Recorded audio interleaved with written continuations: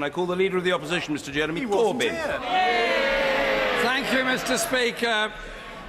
This is the second time I've replied to a Conservative Prime Minister seeking to dissolve Parliament to call an election because they didn't have a deliverable Brexit policy. Although I'm not condemning the Right Honourable Member for Maidenhead by comparing her to a successor, she at least made detailed speeches setting out her Brexit policy, even if we fundamentally disagreed with them. This Prime Minister claims he has a strategy, but he can't tell us what it is. The bigger problem for him is that he hasn't told the EU what it is either. And at Prime Minister's question time today, as with the statement yesterday, he was unable to say whether he's even made any proposals whatsoever to the EU.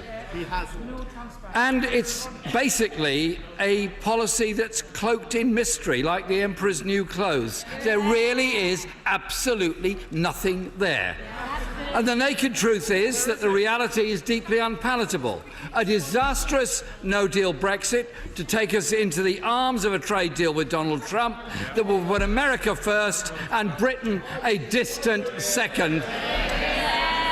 The Prime Minister knows there is no mandate for no deal, no majority support for it in the country and no majority for it in this House.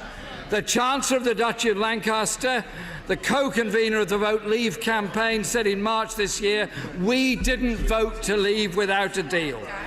Even the leaders of the Leave campaign are absolutely clear that the referendum confirmed no mandate for no deal. No deal. No deal. No deal. No deal is opposed by every business group, every industry body, every trade union, and by this House, as today's votes and others have shown. Mr Speaker, we wanted elections, so we look forward to turfing this government out.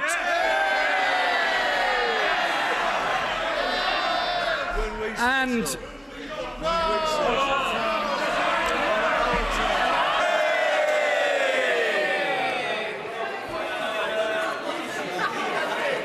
Jeremy's lost his place. Does the Leader of the Opposition want a general election? A yes or no will suffice. well, he obviously didn't hear what I just said.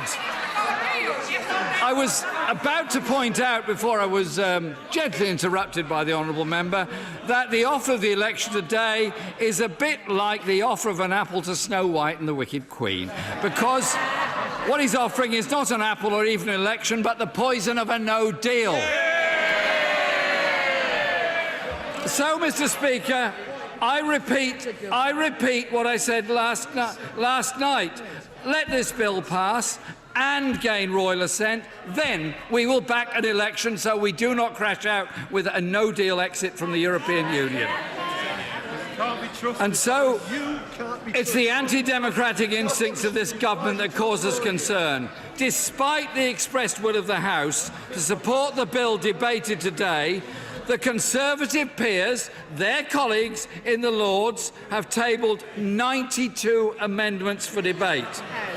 I really doubt this is motivated by a desire to improve the legislation, not a bit of it, but to filibuster it. An undemocratic cabal in Downing Street, aligned with an undemocratic and unelected House to override the democratic will of this House expressed in the bill that we have just given a third reading to. If they can't win the argument, they try to shut down debate.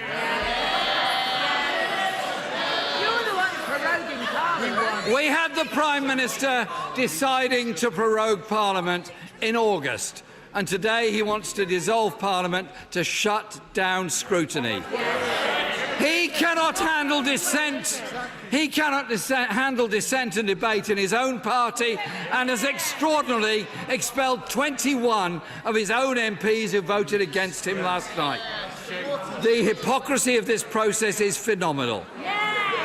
From a Prime Minister who twice voted against the last Prime Minister's Brexit plans.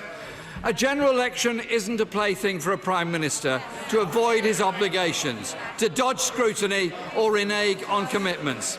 He is committed to renegotiate Brexit. But where is it? Where is the plan? Where are the proposals? If he has a Brexit plan, be it no deal or the new mystery proposal deal that we've yet to see any information of, then he should put it before the public in a public vote, a referendum or a general election, and seek a mandate for them. Let the Prime Minister go to Brussels tomorrow and ask for an extension so that he can seek a mandate for his unknown Brexit plan and put it before the people. The truth, Mr. Speaker, is that this motion from the Prime Minister is about playing a disingenuous game that is unworthy of his office. I look forward to the day his government and his party and all their austerity and misery they've heaped on this country are turfed out of office, and we